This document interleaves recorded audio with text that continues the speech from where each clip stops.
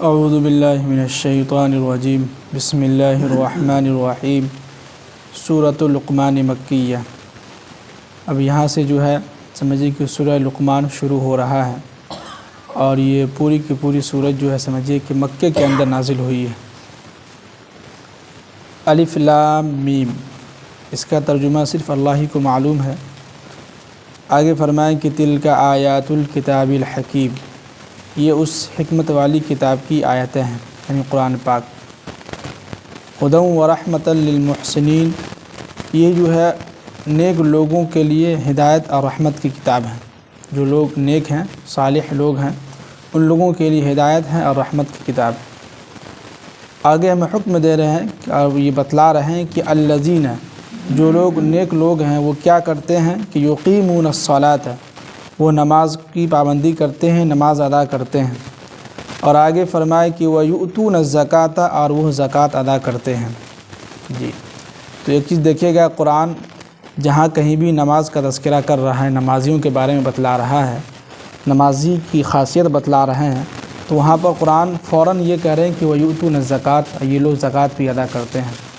تو اس سے یہ پتہ چلتا ہے کہ اللہ تعالیٰ کو وہ نمازی پسند ہیں جو سخی ہیں، جو پیسے والے بھی ہوں اور جو خرچ کرنا جانتا بھی ہو۔ مالدار تو بہت سارے لوگ ہیں، لیکن کچھ لوگ ایسے ہیں جو کنجوس ہیں، جو خرچ کرنا ہی نہیں چاہتے ہیں۔ ایک وہ لوگ ہیں جو خرچ بھی کرتے ہیں۔ تو ہمیں جو ہے نماز کے ساتھ ساتھ کیا کرنا ہوگا؟ خرچ بھی کرنا ہوگا۔ تو اللہ تعالیٰ کو جو ہے سخی جو ہے خرچ کرنے والے لوگ جو ہیں پسند ہیں۔ آگے فرمائے کہ وَهُمْ بِالْآخِرَةِ هُمْ يُوقِنُونَ، اور یہ لوگ جو ہے بالکل آخرت پر یقین رکھتے ہیں۔ کیا ہے؟ بالکل آخرت پر یقین رکھتے ہیں۔ آگے فرمائے کہ اولئک علی ھدی من ربہم، یہ وہ لوگ ہیں جو اپنے پروردگار کی طرف سے جو ہے ایک دم بالکل سیدھے راستے پر ہیں۔ کیا ہے؟ بالکل سیدھے راستے پر ہیں۔ کون لوگ؟ جو لوگ نماز ادا کرتے ہیں اور زکوٰۃ ادا کرتے ہیں، یہ لوگ کیا ہیں؟ اللہ تعالیٰ کے پروردگار کی طرف سے جو ہے بالکل سیدھے راستے پر ہیں۔ اور آگے یہ بھی فرمائے کہ وَأُولَئِكَ هُمُ الْمُفْلِحُونَ، یہ سارے کے سارے لوگ کیا ہیں؟ کامیاب لوگ ہیں۔ کیا ہیں؟ کامیاب لوگ ہیں۔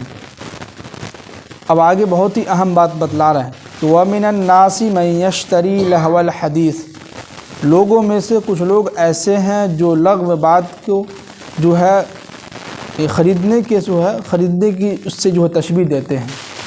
اس کا ترجمہ آپ کو سب سے آسان یہ ہے کہ اس کے واقعہ کے اس آیت کے نازل ہونے کا مقصد کیا تھا۔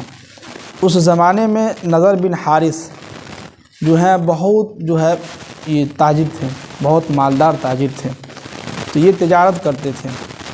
اس زمانے میں یہ ہوتا تھا کہ جو کفار و مشرکین جو ہوتے تھے، ان میں سے کچھ ایسے ہوتے تھے جو چھپ کے قرآن پاک سنتا تھا۔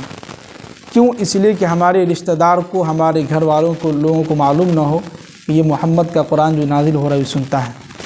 تو اس زمانے میں بہت کفار و مشرکین سامنے تو کہتے تھے کہ ہم نہیں مانتے ہیں قرآن کو، لیکن یہ چھپ کے سنتے تھے، اکیلے میں بیٹھ کے سنتے تھے۔ کیوں؟ اس لیے کہ ان کے ذہن میں یہ تھا کہ محمد جو ہے ان پڑھ ہے، کچھ بھی نہیں آتا ہے، نہ لکھنا آتا ہے، نہ جو اس کو پڑھنا آتا ہے۔ اس کے باوجود بھی اتنا فصیح کلام، بالکل صاف ستھرا کلام، اتنی اچھی اچھی باتیں کیسے کرتا ہے؟ تو لوگ اس کو سننے کے لیے، اس قرآن پاک کو سننے کے لوگ چھپ کے آتے تھے سننے کے لیے۔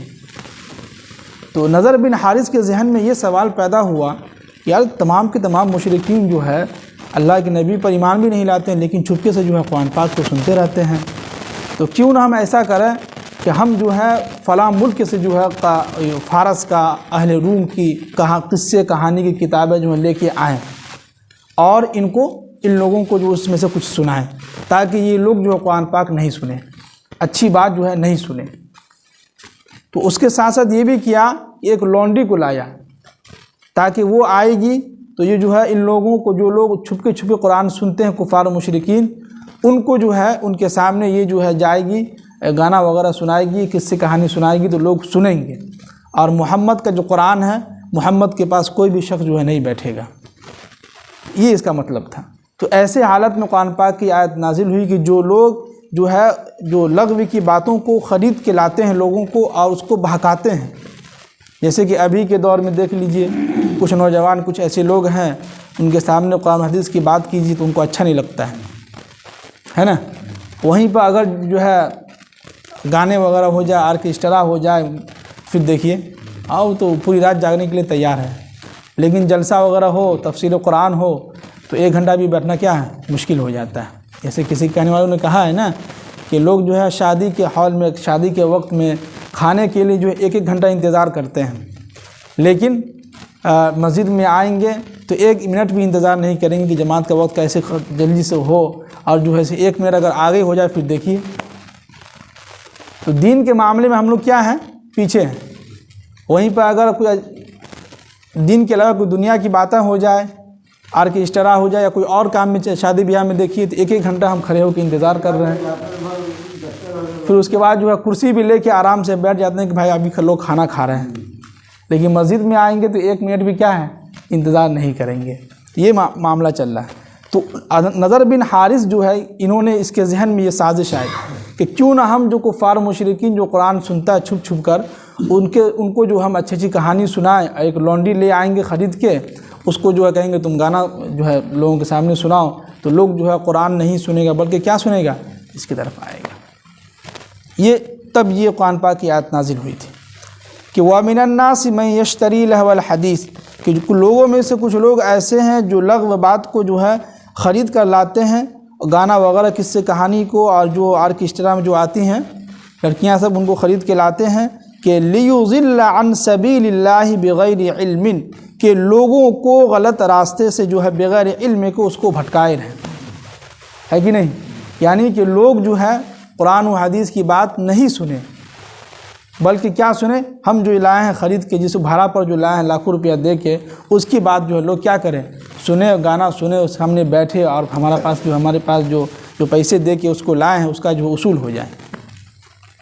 جی آگے فرمائیں کہ وَيَتَّخِذَهَا هُزُوًا، اور اس کا مذاق بناتے تھے، کہتے کہ دیکھو ہمارے جو ہے گانا سننے والے، قصے کہانی سننے والے جو کتنے لوگوں کی تعداد بڑھ رہی ہے، اور مسجد میں جا کے دیکھیے تفسیر قرآن ہو رہا ہے، 10-15 لوگ بیٹھے ہوئے ہیں۔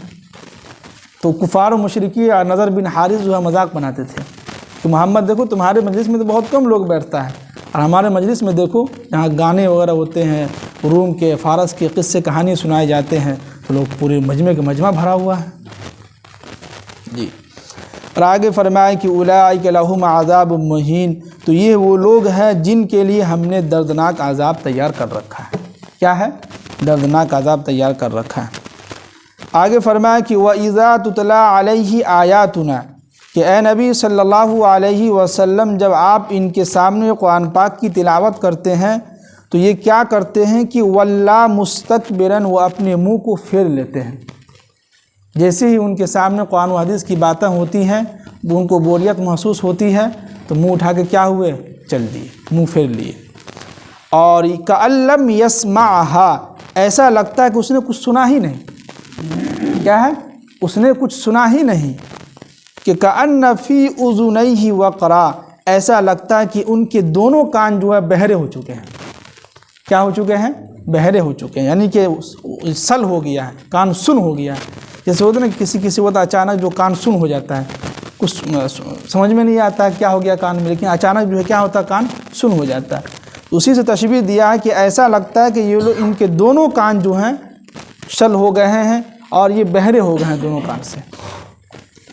اب آگے کہہ رہے ہیں کہ فَبَشِّرْهُ بِعَذَابٍ علیم، تو اے نبی صلی اللہ علیہ وسلم ان کو جو ہے آپ دردناک عذاب کی خوشخبری بتا دیجیے۔ کیا کیجیے؟ بالکل دردناک عذاب کی۔ اب آگے کہہ رہے ہیں کہ ان الذین، بے شک جو لوگ ایمان لائے ہیں، آمنو، اور آگے یہ بھی فرمائے کہ وعملوا الصالحات، اور ایمان لانے کے بعد کیا کیے ہوں گے، نیک اعمال کیے ہوں گے، تو لہم جنات النعیم، تو ہم نے ان کے لیے جنات نعیم یعنی کہ جنت تیار کر رکھے ہیں۔ آگے فرمائے کہ خالدین فیہا، جس میں یہ سارے کے سارے لوگ، جو لوگ بھی جنت میں جائیں گے وہ ہمیشہ کس میں، کہاں رہیں گے، جنت کے اندر ہی رہیں گے۔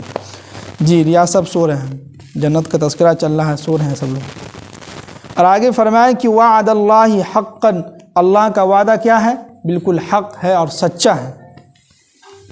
آگے فرمایا کہ وَهُوَ الْعَزِيزُ الْحَكِيمُ، اور وہ اللہ جو ہے عزیز ہے اور حکیم ہے، یعنی صاحب جو اقتدار بھی ہے اور حکمت والے بھی ہیں اللہ تعالیٰ۔ اب آگے اللہ تعالیٰ کہہ رہے ہیں کہ خلق السماوات بغیر عمد، کہ ہم نے اس آسمان کو بغیر عمد، بغیر ستون کے پیدا کیا ہے۔ کیا کیا ہے؟ بغیر ستون کے، کھمبے کے، کہ ترونہا، تاکہ تم دیکھو، تمہیں نظر آئے، اور وَأَلْقَى فِي الْأَرْضِ، اور ہم نے زمین کو بچھایا، تو رواسی ان تمید بکم، تو زمین جو ہے ڈگمگانے لگی تھی، تو ہم نے کیا کیا کہ وَبَثَّ فِيهَا مِن كُلِّ دَابَّةٍ، جگہ جگہ ہم نے جو ہے پہاڑ کو جو کیل کی طرح ٹھوک دیا ہے۔ کیا کیا ہے؟ کیل کی طرح جگہ جگہ پہ جو ہم نے ٹھوک دیا ہے، تاکہ زمین جو ہے ڈگمگائے نہیں، ہلے نہیں۔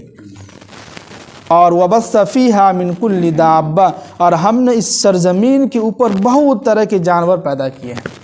کیا پیدا کیے ہیں؟ بہت طرح کے جانور پیدا کیے ہیں۔ اور آگے فرمائے کہ وَأَنزَلْنَا مِنَ السَّمَاءِ مَاءً، اور ہم کیا کرتے ہیں؟ آسمان سے پانی برساتے ہیں۔ فَأَنبَتْنَا فِيهَا مِن كُلِّ زَوْجٍ كَرِيمٍ، تو تم دیکھتے ہو کہ جب بارش ہوتی ہے تو بارش ہونے کے بعد اسی زمین سے ہم جو ہے مختلف طریقے سے اچھی اچھی چیزیں جو ہے زمین سے نکالتے ہیں، اور تم اس کو کھاتے ہو۔ کیا ہے؟ کھاتے ہیں کہ نہیں؟ تو بتائیے کہ اتنی ساری چیزیں اللہ تعالیٰ ہمارے لوگوں، ہم ہی لوگوں کے لیے جو ہے کیے ہیں، اس کی اتنی ساری چیزیں اللہ تعالیٰ ہم کو دے رہا ہے، اس کے باوجود بھی اگر ہم ان کا شکریہ ادا نہ کریں، اس کے باوجود بھی ہم ان کا جو ہے تھینک یو ادا نہ کریں، تو سمجھیے کہ ہم سے زیادہ کون ناشکرا ہو سکتا ہے کہ نہیں؟ سب چیزیں جو ہے فری میں مل رہے ہیں۔ جانور دیکھیے، بس فیہا من کل دابہ، پھر زمین کو دیکھیے، زمین جو ہے پانی پر ہے۔ اگر اللہ تعالیٰ اس پہاڑ کو جگہ جگہ پہ جو نہ ٹھوکتا تو زمین ہلتے رہتا، کوئی بھی انسان نہیں بچ سکتا، کوئی بھی انسان گھر نہیں بنا سکتا۔ لیکن اللہ نے جو ہم ہی لوگوں کے لیے، کسی جانور کے لیے نہیں، سب سے پہلے ہمارا مقصد تھا کہ ہم اس سرزمین پہ کس کو پیدا کر رہے ہیں؟ مخلوق کو پیدا کر رہے ہیں، اشرف المخلوقات کو۔ تو اتنی ساری چیزیں دینے کے باوجود بھی اگر ہم اللہ کا ناشکری کریں، ان کا انکار کریں، تو پھر سمجھیے کہ ہمارا جو ہے کوئی بخشش نہیں ہے آخرت میں۔ جی اللہ تعالیٰ ہم سب کو عمل کی توفیق نصیب فرمائے۔ سبحان اللہ بحمدہ۔